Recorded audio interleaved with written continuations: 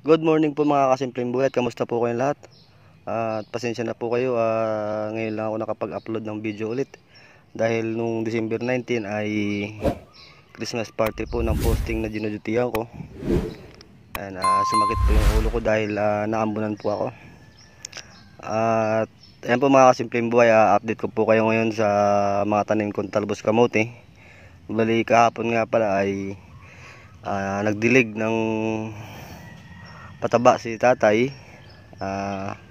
Hindi na po ako nakapag dilig nun, hindi na ako nakatulong dahil sobrang sakit po ng ulo ko, pati yung aking katawan.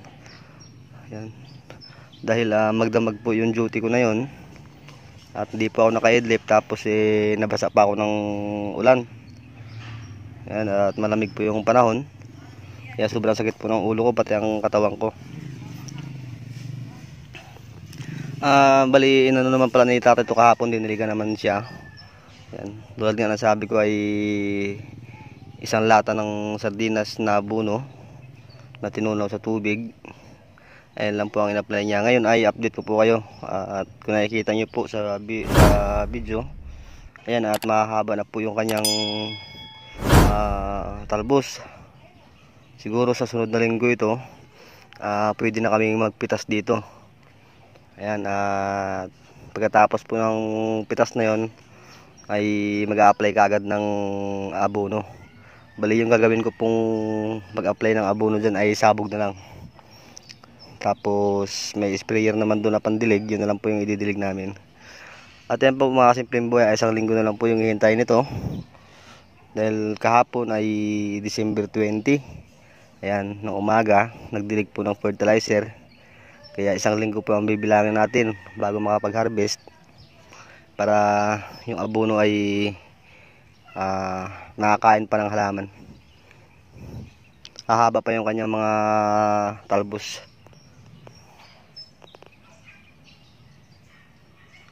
Ayan mga kasimpleng buhay, kung nakikita nyo ay napakaganda ng mga panibagong talbos niya. Ayan, oh. Marami na po siya, halos lahat po ay marami ng pitasin.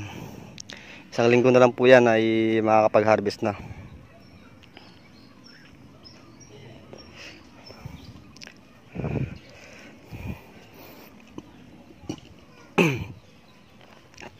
Magandaan dito sa talbos ko na ito ay maganda yung kanyang punla. Yan. Kung napapansin nyo po yung gitna na yun, yan, oh. Napakarami po, napakakapal ng kanyang talbos. Yan, dahil maganda rin po kasi yung lupa, naruto, tapos sinabugan ko pa ng tayo ng manok. Tapos umulan ng ilang araw, kaya kapit na yung tayo ng manok, nalusaw na at kumapit na sa lupa.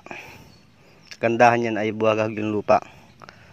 Ayan po mga kasimpleng buhay, kung nakikita nyo doon, yun, napakakapal.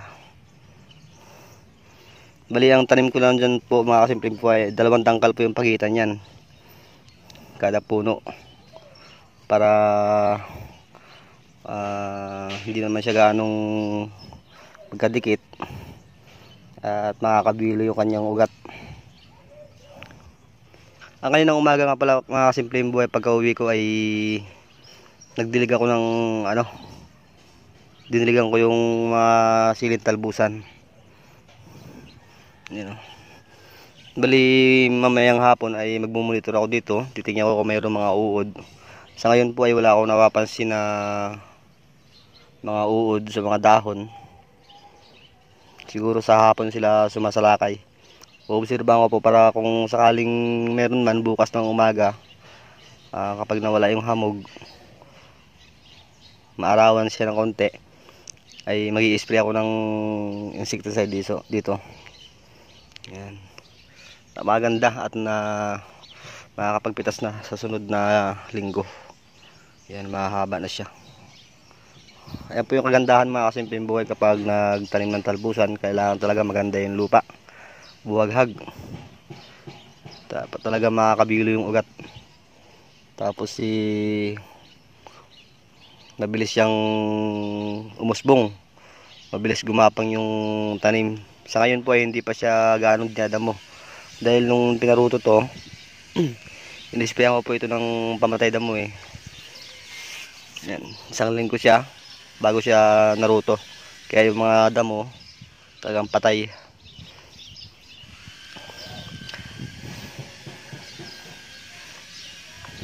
At yan po mga simpleng shoutout nga pala sa mga subscribers ko dyan at sa mga bagong kaibigan at sa mga viewers ko. Maraming salamat po, big shoutout po sa inyo at palagi po kayo mag-iingat. God bless po sa inyo at sa inyong mga pamilya. At sana ay supportahan nyo pa yung aking YouTube channel at road to 1K na ako. Ilang bali 700 na yung aking subscribers, mahigit. Sana ay umabot na ng 1,000 subscribers. At yan po mga simpleng buhay at sa ngayon po ay in-update ko lang po kayo. Hindi pa ako makapag vlog ng tatanim dahil wala pa akong time dahil magpapasko po. Ayan, kaya mag-focus muna sa pamilya. Ayan. Ay po mga simpleng buhay at mamaya obserbahan ko, magmumonitor ako, bali bukas magbibideo ako para sa pag-spray ng insecticide. At dito naman po mga simpleng buhay at ipapakita ko po sa inyo yung siling talbusan ko. Ayan po, at medyo maingay dahil mayroon pong ginagawa sa kabila, yung kulungan ng mga manok, yung mga native nilang alaga doon ng manok. Ayan, at update ko po kayo ngayon. Papakita ko sa inyo yung talbos kamuti, yung siling talbusan ngayon. Update ko kayo. Nung nadiligan ko siya ng urea, tapos potassium, calcium nitrate. Yan, bali nung unang pitas, naka rin po ito, naka 1 kilo din. Yan, kasama yun doon sa kabila. Ito naman ay ito yung mga panibagong usbong. Kung nakikita nyo po, ayun o. Napakaganda ng kanyang usbong. Mataba na yung lupa, mataba na yung puno niya.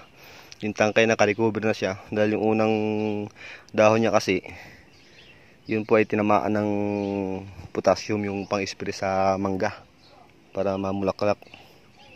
Tapos naanggihan to yung mga sili ko na to, mga bagong tanim. Ayun yung nangulot yung dahon. Pero sa ngayon po ay naka-recover na siya oh.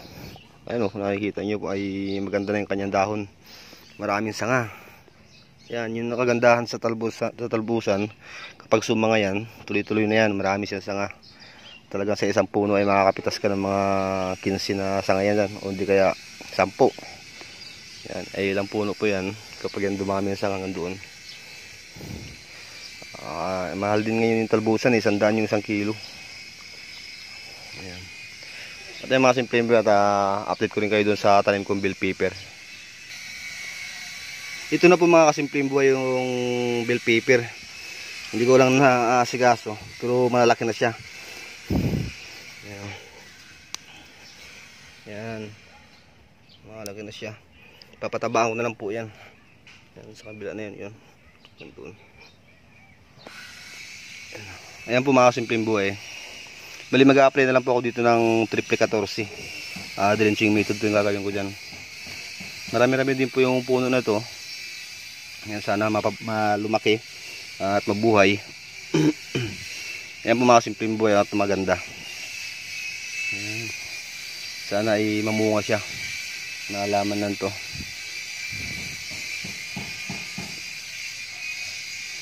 At papakita ko rin sa inyo mga simpleng buhay yung okra. Dito mga simpleng buhay, nagdesisyon na ako dito na bubunutin ko na lang. Ayan. Bago tutudlingin ko ng panibago, babalik na rin ko yung lupa. Yan, para hindi siya maging acidic yung lupa niya. Marami-rami akong tatanim na siling talbusan dito. Diyan. Inalis ko na po yung yung sitaw. Ayan. Alisin ko na po ito yung mga puno na to. Wala na rin pala, matagal din palang to. Saka pangit yung kanyang mga dahon. Nag-apply na ako ng abono dito eh. Yan, siguro tatanggalin ko na lang, iiwan ko na lang yung mga pinapagulang kong bunga para sa pantanim sa sunod. Ayan o. Gulang siya, yan tuyo na. Ayan, dito sa mga patulak ko mga kasimpleng buhay, marami pa rin siyang bunga. Ayan, papakita sa inyo. Hindi ko lang nabibidyoan, nakaraan marami silang napitas dito mga pangulam. Bigay sa kapitbahay. Kung napansin niyo po, marami siyang bunga. Kailangan mag-i-spray na lang bukas dito ng insecticide. Yan, marami siyang bunga. Yan, mag-i-spray ako ng insecticide yung bukas para yung mga bunga niya tuloy-tuloy at hindi masisira. Marami na po napitas dito, hindi ko lang nabibidyohan dahil pag-uwi ko ng bahay, papahinga, tutulog, puyat po kasi. Ayan, marami siyang bunga pati doon sa kabila, malalaki na po yung mga simpleng buhay. At dito naman mga simpleng buhay sa gilid na to, dito ko po tinanim yung rambutan, yung lunggan, yan, dalawang puno, ayan, malaki na siya. Ayan o, at buhay na siya. Hinarangan ko po mga simpleng buhay, binakurang ko para hindi ng manok. Ganyan, pinaka-posting yan dyan. Magandang pag lumaki yan. Ito yung mga puno na to, puputulin ko na yan siya para hindi siya dumahon ulit hanggang doon, sasagad ko na yan. Ito napatay ko na to eh, oh. Yan, nilagyan ko na ng asin para mamatay. Binuhusan ko ng gasolina. Yan. Doon sa ampalaya mga kasimpleng buhay, update ko na po kayo pag marami na siyang bunga. Nahihiya pa akong i-video dahil konti pala yung bunga. Yan, ito nalagnalan yung bunga, oh, pitasin na po ito. Yan. Bukas yan, bago ako mag-spray, pipitasin ko muna yung mga malaki na, yung pwede nang iulam. Yan. Baka sa Pasko pupunta sila kuya dito, meron yung pang ulam. Ilang araw na lang din.